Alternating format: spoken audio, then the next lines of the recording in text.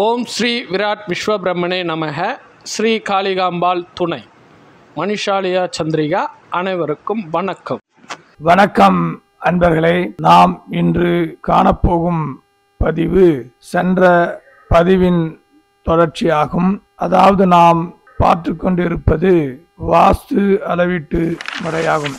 இந்த வாஸ்து அளவீட்டு முறைகளில் நாம் பின்பற்றும் முறையானது இந்தியாவின் வட மாநிலங்கள், தென் மாநிலங்கள் வெவ்வேறு கணக்கீடு முறைகளை பயன்படுத்தி அந்தந்த கலாச்சாரத்திற்கு ஏற்றாற்போல், அந்தந்த இடம், அந்தந்த அரசாங்கத்தின் விதிகளுக்கு ஏற்றாற்போல் வடிவமைத்து தருகிறார்கள் வாஸ்து நிபுணர்கள். அதாவது நாம் இதை எடுத்துக்கொண்டோமானால், எடுத்துக்காட்டாக தமிழகத்தில் பயன்படுத்தும் முறை குழி கணக்கென்றும், கேரள மாநிலத்தில் பயன்படுத்தும் முறை கோல் கணக்கென்றும், ஆந்திரா, கர்நாடகா போன்ற மாநிலங்களில் பயன்படுத்தும் கணக்கீடு வாஸ்து கணக்கீடு முறை என்பது வெவ்வேறாக இருக்கின்றது.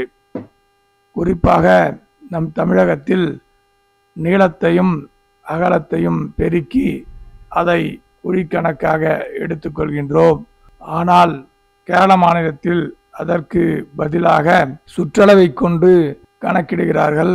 அதே கர்நாடக மாநிலத்தில் எடுத்துக்கொண்டோமானால் பரப்பு அளவுடன் 9 எண்ணை கூட்டி அவர்கள் குழி கணக்கில், அதாவது வாஸ்து அயாதி கணக்கை மேற்கொள்கிறார்கள். ஏன் இவ்வாறு வெவ்வேறு கணக்கீடு முறைகள் இருக்கின்றன என்று நாம் ஆராய்ந்தோமானால், நம் உடுத்தும் உடை, உண்ணும் உணவு, வாழும் இருப்பிடம், அதாவது கலாச்சாரம், இந்த கலாச்சாரம் என்பது ஒவ்வொரு மாநிலத்தில் வெவ்வேறு விதமாக மாறி அமைந்திருக்கிறது என்பதை நாம் இந்த கணக்கிடும் முறையிலிருந்தே நாம் காணலாம்.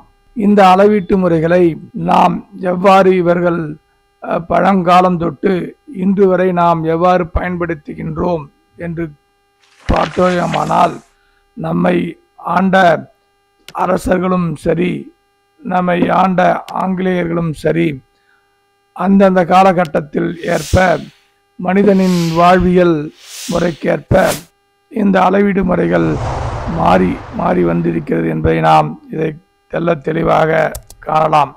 அதாவது குறிப்பாக நாம் ஆங்கிலேயர்களின் முறைகளை நாம் பயன்படுத்துகின்றோம். அதாவது அடிகள் மற்றும் அங்குலங்கள் என்பது ஆங்கிலேயர் முறையாகும், பிரிட்டிஷ் அளவீடு முறையாகும். பின்பு மில்லிமீட்டர் என்பது உலகளாவிய அதாவது இன்டர்நேஷ்னல் ஸ்டாண்டர்ட் யூனிட் என்று கூறுவார்கள். அந்த முறையை நாம் பயன்படுத்துகின்றோம். இதைத்தான் நாம் பழங்காலத்தில் நாம் முன்னோர்கள் பயன்படுத்தியவை அஸ்தா என்றும் அங்குலாஸ் என்றும் பயன்படுத்தியிருக்கிறார்கள். நாம் வருகின்ற பதிவிலே ஒவ்வொரு மாநிலத்தின் அயாதி கணக்குகள் எவ்வாறு கணிக்கப்படுகின்றன, அது எவ்வாறு என்பது நாம் பார்ப்போம். இந்த கணக்கீடு முறைகள் நமக்கு எந்த அளவிற்கு பயன்படுகிறது என்பதை நம் முன்னோர்கள் அக்காலம் கொண்டு இக்காலம் வரை நமக்கு தந்திருக்கிறார்கள். வணக்கம் அன்பர்களே. ஓம் ஸ்ரீ விராட் விஸ்வபிரம்மனே நமக. ஸ்ரீ காளிகாம்பாள் துணை.